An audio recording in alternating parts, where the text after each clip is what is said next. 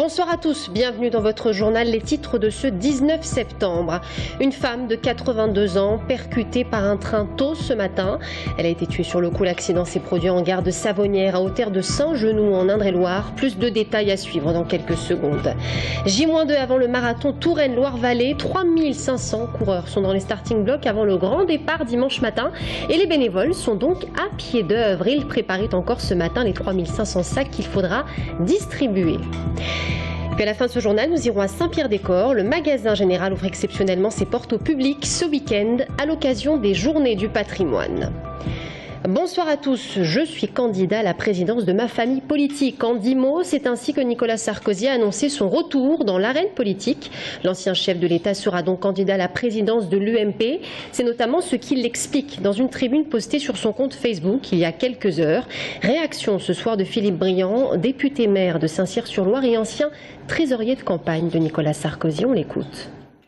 C'est quelque chose que je trouve très fort et très humble de sa part. Il aurait pu vouloir mettre quelqu'un en qui il ait une totale confiance à la tête du mouvement. Non, il pense qu'au contraire, il faut créer une dynamique et il y va. Et je trouve que c'est bien de sa part. Il aurait pu rester, comme on dit, au-dessus de la mêlée. Mais tout ça, ce sont des phrases. Faire de la politique, c'est être dans l'action. Il a choisi d'être dans l'action. Je pense aussi, comme vous, qui sera candidat à l'élection présidentielle, avec ou sans primaire, et plutôt que d'attendre en prenant des postures et en distillant des messages, ou maintenant on ne parle plus de distiller de messages, mais d'envoi de cartes postales, il préfère l'action alors qu'il aurait pu rester tranquille. Ça correspond à son tempérament et je trouve que c'est bien. Une femme de 82 ans percutée par un train tôt ce matin. Elle a été tuée sur le coup. L'accident s'est produit en gare de Savonnières, à hauteur de Saint-Genoux en Indre-et-Loire. Une douzaine de pompiers s'est immédiatement rendue sur place. Le récit d'Audrey Champigny. Le TER assurant la liaison Saumur-Saint-Pierre-des-Corps roulait à pleine vitesse lorsqu'il a percuté une femme de 82 ans, non loin du passage à niveau de la gare de Saint-Genoux, aux alentours de 7h30 ce matin. Le train a mis plusieurs centaines de mètres pour freiner, avant de s'immobiliser totalement. Rapidement, la SNCF a mis en place un service de bus pour acheminer les 59 passagers du train à leur destination finale. Le trafic est resté interrompu pendant près de 2 heures sur cet axe, le temps pour les gendarmes et pour la SNCF d'effectuer les constatations nécessaires.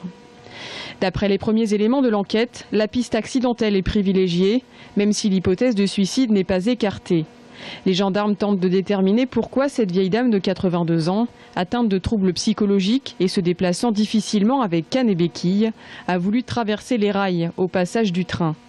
L'examen de corps pratiqué cet après-midi devrait permettre d'en savoir plus sur les causes précises de ce drame.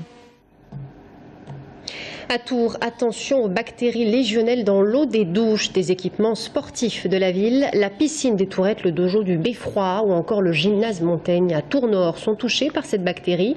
Un taux anormalement élevé, mis en évidence par des contrôles sanitaires. Ces derniers jours, des mesures ont été prises pour éradiquer leur prolifération. Je vous rappelle que cette bactérie peut entraîner la légionellose, une infection respiratoire grave. TLD, le fabricant des taxi-boats, a le vent en poupe. Le leader mondial de l'équipement d'assistance aéroportuaire déménage à Sourigny, sur le site d'activité Isopark. 6400 m² d'ateliers consacrés à la fabrication des taxi-boats. Cet après-midi, l'entreprise inaugurait leur toute nouvelle usine en grande pompe. Romain Delville. 6400 m² d'atelier, 1000 m² de bureaux et une piste d'essai longue de 400 mètres. TLD inaugure sa nouvelle usine sur le site d'activité Isopark à Sourigny. Cet équipement industriel accueillera la fabrication des premiers taxi-boats. Taxi-boats narrow-body, donc qui sont en voie de finale de certification. On espère avoir 3 tracteurs qui sont déjà d'ailleurs à Francfort chez Lufthansa en service normal à partir du mois d'octobre ou du mois de novembre, qui seront les 3 premières machines fonctionnant dans des conditions normales. Et ça va être le vrai lancement commercial du projet Taxi-Boat, parce que jusqu'à maintenant c'était un projet de recherche et développement, de bureau d'études. Ça fait 5 ans qu'on y travaille. Palme nationale de l'innovation en 2013 pour ces taxi-boats nouvelle génération, conduits par les pilotes d'avion eux-mêmes. Le leader mondial de l'équipement aéroportuaire espère envahir les 50 grands aéroports au monde. Une technologie de pointe et aéronautique dans la région centre.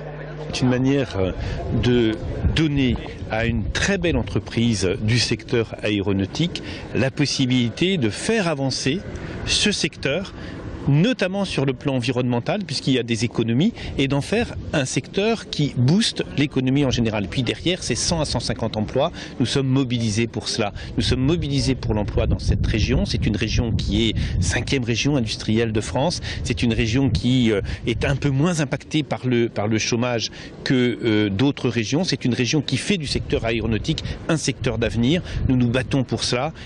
De son côté, le Conseil général a lui aussi mis la main à la poche dans l'espoir de booster l'implantation d'entreprises dans la zone Isopark et créer avec TLD une dynamique économique pérenne dans le département.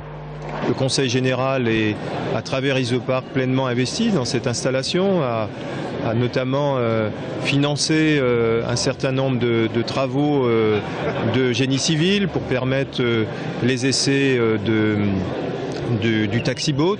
En même temps, favoriser tout ce qui concerne les services aussi aux nouveaux ouvriers qui vont s'installer. Il y a un restaurant, une crèche. Et chez TLD, la perspective d'avenir, ce sont des créations d'emplois et un agrandissement du site de Sorigny à l'horizon 2016. La ministre de l'Éducation nationale se déplace à Saint-Pierre-des-Corps en Indre-et-Loire. Nadjat Vallaud-Belkacem se rendra au lycée Martin Nadeau ce lundi après-midi. Elle y rencontrera les élèves des métiers de la construction et de l'énergie, mais également leurs enseignants. Une table ronde sur le thème de l'apprentissage sera ensuite organisée, à laquelle participeront le chef d'établissement et ses enseignants, évidemment, chefs d'entreprise, élèves, apprentis et parents y sont également conviés. Et puis le Front National s'invite sur les terres de l'Éducation nationale. Le collectif Racine s'installe en Indre-et-Loire, un collectif qui rassemble les enseignants patriotes de Touraine, une composante du Rassemblement Bleu Marine, et puis une stratégie d'enracinement du Front National sur laquelle nous interrogerons Véronique Péan, la secrétaire départementale du FN d'Indre-et-Loire, répondra à nos questions. Elle est notre invitée ce soir. J-2 avant le marathon Touraine-Loire-Vallée. 3500 coureurs sont dans les starting blocks, vous le savez, avant le grand départ dimanche matin. Et en coulisses, l'agitation est à son comble. Il faut dire que les organisateurs ne s'attendaient pas à un tel succès de participation pour une première édition. Les bénévoles sont donc à pied d'œuvre. Ils préparaient encore ce matin les 3500 sacs qu'il faudra distribuer aux coureurs. Agnès Michaud. Alors je me trouve actuellement au cœur des préparatifs de ce premier marathon de Tours. Je me trouve avec Bernard Coupez qui est donc le président du comité de ce premier marathon. Est-ce que vous pouvez nous expliquer un petit peu l'ampleur qu'a pris ce marathon? Écoutez, c'est un énorme succès. On est tous étonnés parce que quand on a commencé à instruire le dossier, on partait sur à peu près 1000 marathoniens. Et au fur et à mesure des mois passants, on est arrivé aujourd'hui à 3500. Et voilà, 48 heures, on a stoppé à guichet fermé pour 3500. C'est terminé. Et on rentre au box-office des 6 premiers grands marathons français pour la première édition. Donc c'est fantastique, parce que ça a une dimension économique aussi. Il n'y a plus d'hôtellerie sur la ville ni sur la périphérie. Donc il y a des atouts majeurs, indéniables, aujourd'hui pour organiser un marathon. Mais quel travail! Là vous voyez par exemple nos amis du comité des fêtes de Saint-Genoux qui ont travaillé pendant 3 jours pour préparer les sacs. Mais si je n'avais pas tous ces amis-là, mais on ne pourrait pas. Et c'est pas tout, c'est environ 1000 personnes qui m'accompagnent ce dimanche 21 et je leur vraiment dédie ce marathon parce qu'ils méritent bien, quoi, un grand coup de chapeau, quoi.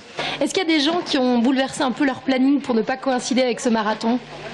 Ballon, oui, le syndicat des chasseurs de ballons qui nous ont interrogés en disant mais écoutez, vous passez dans notre corps de chasse, eh bien écoutez, on repousse de 8 jours l'ouverture de la chasse.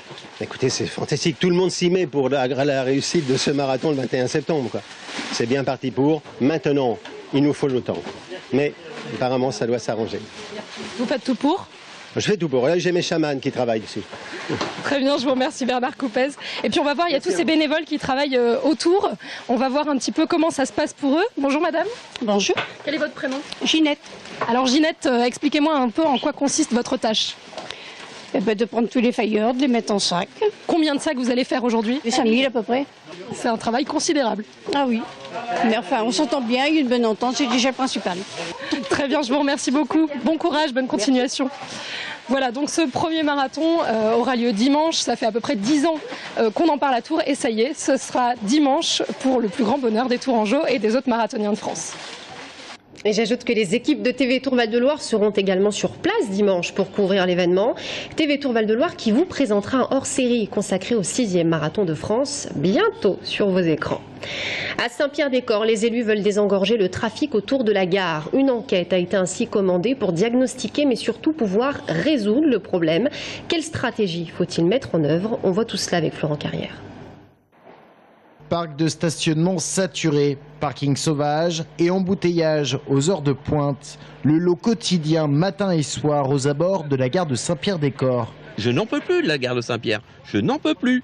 Si je peux l'éviter, je l'évite. Et d'ailleurs, je suis très rarement ici. Bouchons aux horaires des TGV, notamment le matin à 7h30, de 7h30 à 9h30, 10h. Et puis, quand les gens amènent, les bus, on se retrouve tous sur le même couloir. Plus de 10 000 mouvements sont enregistrés chaque jour à la gare de Saint-Pierre-des-Corps. Une fréquentation pas anticipée par la SNCF au moment de la construction de la gare TGV. Selon l'étude commandée par Saint-Pierre-des-Corps et Tour Plus, 70% des usagers de la gare proviennent de l'agglomération.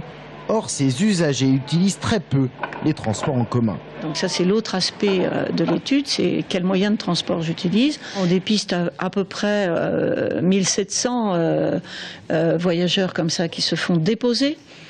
Donc, vous voyez que la dépose minute, quand on dit qu'elle est engorgée, on comprend mieux pourquoi. Et puis, on en a 1700 autres minimum qui viennent avec leur propre voiture et qui ont besoin d'un stationnement pour pouvoir se poser. Seulement voilà, la gare de Saint-Pierre-des-Corps ne dispose que de 1200 places payantes en parc de stationnement. Une situation qui, selon Marie-France Beaufils, relance l'idée d'une deuxième ligne de tram via la gare de Saint-Pierre-des-Corps. Tour Plus va lancer une étude sur les corridors et tous les corridors envisagés sont étudiés, que ce soit vers l'hôpital Trousseau, que ce soit vers Saint-Pierre, que ce soit vers La Riche ou que ce soit vers le nord, vers Saint-Cyr. L'étude va être lancée. Ligne de du tram ou encore la percée d'une rue à travers le site des Atlantes, des solutions à long terme. Ce matin, les élus parlaient plutôt de solutions à court terme, à savoir l'aménagement d'un dépose-minute au sud, de solutions de covoiturage ou de mise en place de sites sécurisés pour les vélos, moyens de transport déjà bien privilégiés par les habitants de Tours. La construction d'un nouveau parking n'est en tout cas pas à l'ordre du jour. Sandrine Tricot, l'épouse de Frédéric Tricot, l'élu vendômois disparu dans le crash d'Air Algérie le 24 juillet dernier, rencontrera François Hollande demain. Son épouse est déterminée, dit-elle, à connaître la vérité. Elle sera reçue au ministère des Affaires étrangères en présence du directeur du bureau d'enquête et d'analyse pour la sécurité de l'aviation civile. Cette image forte à présent, cérémonie militaire ce matin à Tours, place Anatole France. Serge Babary, maire de la ville, et Claude Greff, député UMP, commémorait le centenaire de la guerre 14-18, entouré notamment d'élus de la ville. À Saint-Pierre-des-Corps, le magasin général ouvre exceptionnellement ses portes au public ce week-end à l'occasion des Journées du patrimoine. Le public qui pourra également voir la célèbre locomotive à vapeur, la Pacifique. Il y en a 2 seulement comme celle-ci en France. Elle date de 1938 et c'est le joyau du patrimoine qui s'apprête à être restauré. Audrey Champigny. Imaginez des wagons à perte de vue, des ponts transbordeurs dans tous les sens. Entre 1926 et 2005, le magasin général de Saint-Pierre-des-Corps abritait les pièces servant au fonctionnement des trains.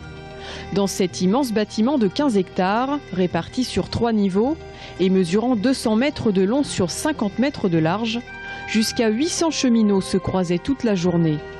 Jean-Pierre Delcroix, qui y a travaillé de longues années, se souvient encore de cette époque. Dans différents endroits ici, par exemple, vous aviez le verre à vitre.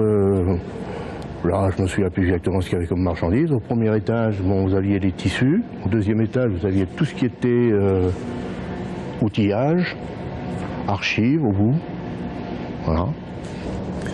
On mettait des étiquettes là, ici, avec par exemple dépôt de Sotteville, entretien d'Andaille, dépôt des Aubrets, tout ça. Et les gens, ils venaient, ils installaient les palettes, cerveaux, tout ça, toute la marchandise que nous, ensuite, on chargeait dans les wagons qui arrivaient en face là, à l'extérieur.